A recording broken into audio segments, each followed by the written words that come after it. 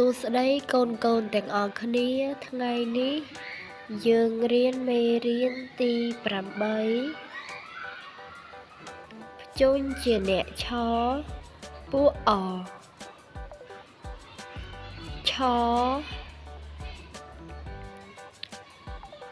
ឆស្រៈអាឆាឆស្រៈអេឆេឆស្រៈអីឆៃឆស្រៈអើឆើ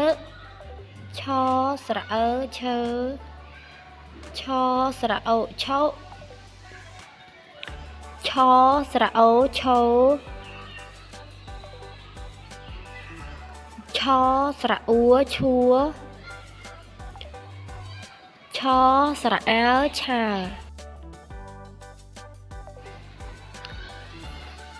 ឆស្រៈអឿឈឿឆ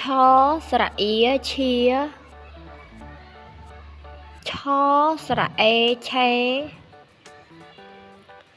ឆស្រៈអែឆែឆ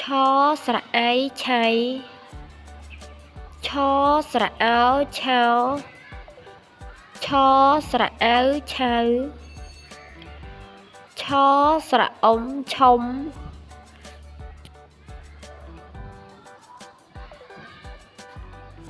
ឆស្រៈអំឆំឆស្រៈអាំឆាំឆស្រៈអះឆាស់ឆ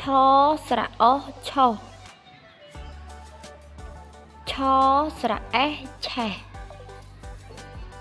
ឆស្រៈអោះឆោះ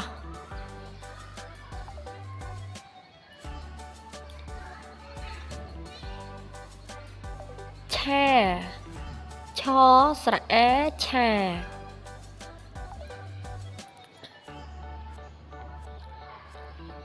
ឆៃឆស្រៈអីឆៃ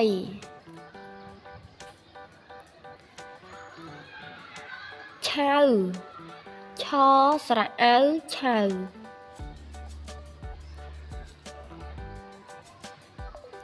ឆេះឆ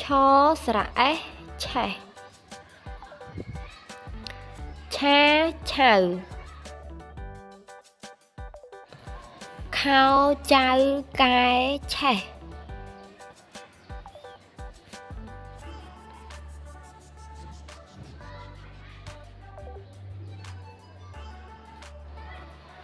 ចែឆាំចេះឆាសូមអរគុណសម្រាប់ការទស្សនាវីដេអូរងចាំជួបគ្នានៅវីដេអូក្រោយជម្រាបលា